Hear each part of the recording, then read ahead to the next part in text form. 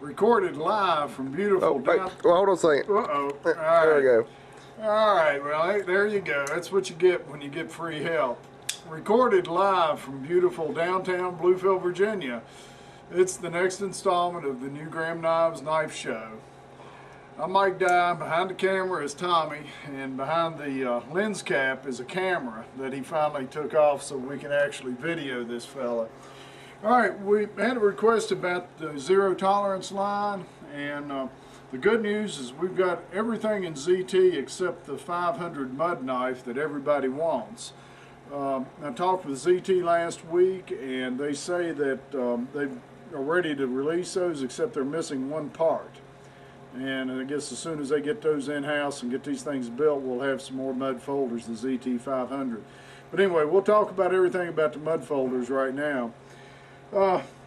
Starting out, now these of course, you know, these are onion designs that you're going to be seeing here. There's a couple that are in collaboration with the Strider boys. They have 3 fixed blade offerings. Right now we're showing 6 of their folders, plus of course the 500, which is the mud knife. So they would have 7 folders in there. And then we've got a shroud cutter that's actually been this is last year's shroud cutter. They've redesigned them for 2008, and we'll talk a little bit about the new design and show you this old one. First knife we're going to look at is their largest fixed blade. It's their Model 100. Excuse me.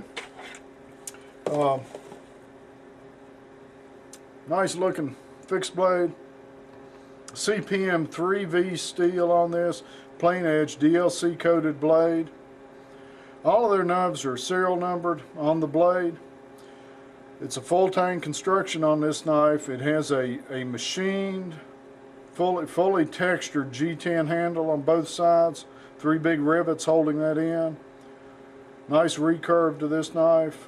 It's got a little groove in here. Dare I say a blood groove, but nevertheless got a groove in here. In the hand with this palm swell, I don't know if you can really, can you tell there's a palm swell on there? Can you pick that up pretty good? These knives are very ergonomic in your hands. This palm swell fits very well. Like I said, I've got medium-sized hands, and nice feeling fixed blade. Very solid knife. Comes with a MOLLE compatible sheath, and this sheath's available in all kinds of configurations. If you have it, it's got a drop down to where you can wear it in mid-thigh. It's got a strap put around the thigh. This is all removable. You can take all this off if you want to, and it's got a standard configuration where you can wear it high up on the belt. Comes with an extra pouch for carrying a small folder if you wanted to put it in there. It's got a Kydex inner liner that actually holds this knife in very substantially. You hear a solid click. If straps come off of this, that knife still isn't going to fall out if it's hung upside down. Very solid. You have to actually use your thumb to bring this fella out. So very well designed knife, very well designed sheath. That's their 100. That's the biggest fixed blade they offer. The next one we've got here is a 121, a Model 121 Kydex sheath. Again, it's form fitted, very tight fitting in there. If you carry it upside down, a retention strap comes off of it, it's not likely to fall out. This is S30V steel. It's got a little rope cutter. I don't know if you can see it real good in there. Got a little groove to cut rope. Again, it's got a green G10 textured handle. Full tang construction on this fella. Jimping up here for your thumb. It's got jimping on the back. If you're carrying it this way, it's got jimping on the back. Very, very hand-filling knife, short blade, but very solid. And S30V steel on this one.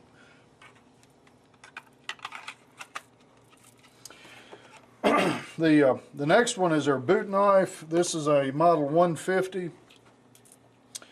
Again, you basically use your thumb to open it, to remove this from the sheath. Very solid, tight sheath. It can be carried upside down. It's got a little clip. You can put it in a boot. This will actually, you can put your belt through here if you wanted to also. I forget the steel on this 150. I hate to say it. I think this is S30V. Let me refer to the catalog real quick here. Do something funny, yeah. It's S30V. It's got a PVD coating on it. I'm not real sure what a PVD coating is. It's full tank construction, G10 again with ribs on it. It's got jimping Coating's on. kind of gold colored, copper maybe, copper colored. Yeah, it's kind of a copper look on it. Probably, I don't know how good that camera picks up the colors. But a nice small fixed blade knife, you know, obviously limited tactical applications for it. It's got jimping for your index finger and your thumb when you're holding it like this. Of course, it's jimped on the back.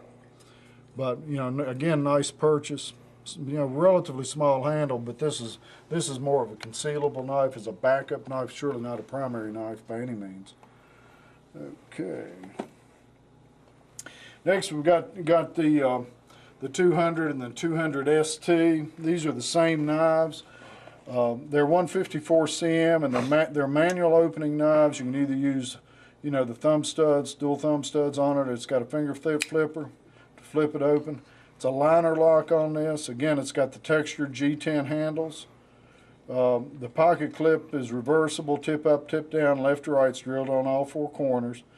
It's 154 cm with DLC coating. This is the plain edge version of the 200.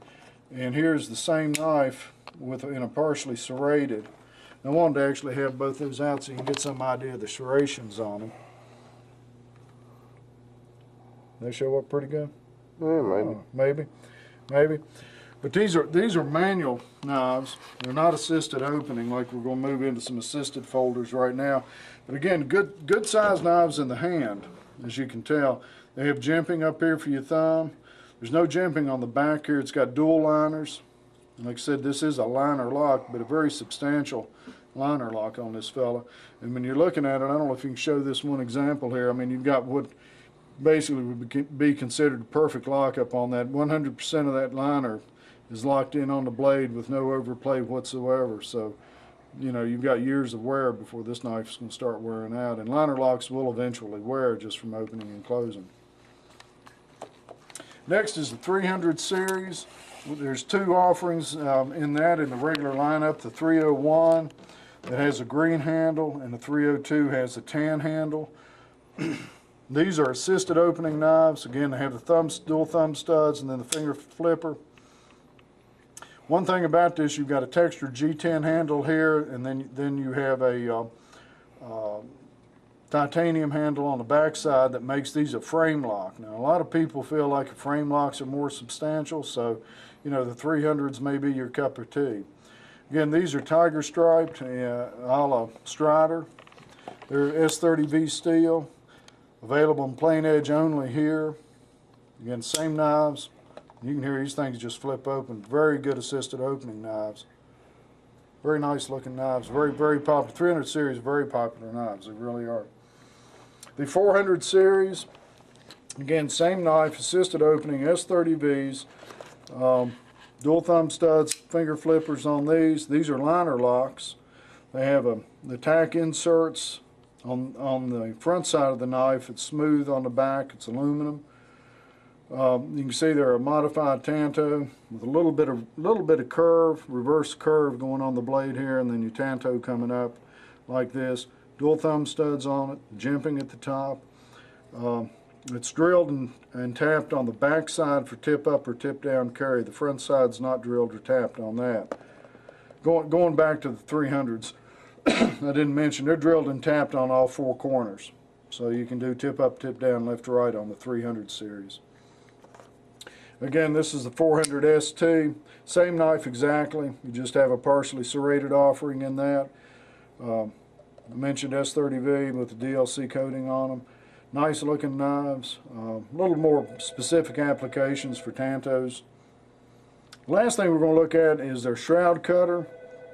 This is the ones from the original shroud cutter that they had out. It's called a JB1. It's not marked on the box or on the blade what steel they actually have out of this, and I think this is a Strider collaboration. It has the O2 tank wrenches built into it. It's a MOLLE compatible sheath. The little clip here is removable. I think this is actually jump rated, but you've got a nice sharpened hook right here, you know, for cutting into shrouds, ropes, you know, nylon, any kind of nylon strapping. You know, we basically could hook right here and give that a pull and it'd go right through those nylon straps. The new version is actually got some wrenches in there, and now we're going to, they didn't ship me the new ones. We just got this shroud cutter in a couple days ago, so the new one must not be shipping yet. What's the chance of seeing anything in that catalog? This is the JB2 shroud cutter. Again, basically the same shroud cutter, same design, but you've got a couple of extra wrenches involved in here that's cut into that. Do you think that'll show up? No. It's not going to show up. Okay. It might a little. Well, all right. And then since it won't show up, we'll show you a picture of the mud knife. Okay. This knife's really drawn a lot of attention, and again, I don't know how well that's going to show up at all. But wish we had one. But like I said, they've got them on back order at 0 tolerance right now. The big thing about this has got a Hawk lock mechanism, which is a lock on the side. It's enclosed in a rubber boot. This picture doesn't show it well at all, but there's actually O-rings around the pivot joint on these knives on both sides to keep mud and you know, all the kinds of grit and stuff from getting into your pivot action on this. It's got a big double thumb disc up here for working it with gloves on. G10 on this thing, and it's a black G10 handle. It's a 154 cm blade on this with the DLC coating. Are you trying to get a better shot? No, I mean, it ain't showing up. You're just wasting your time. I'm just wasting my time. All right, nice catalog anyway. Well, we don't have a bunch of catalogs to send out, I'm sorry. Hopefully when we get some 500s in, we'll throw those in, you know, by himself on one of our shows. How much time? Are we okay? No, you're way over. Way over. Yeah. Okay. Well, I guess that's it then. You know, Tommy did get the lens cap off tonight, and I apologize for the faux pas, but what do you expect? He doesn't get paid a whole lot to do his filming. Folks, we'll see you next week. Thank you.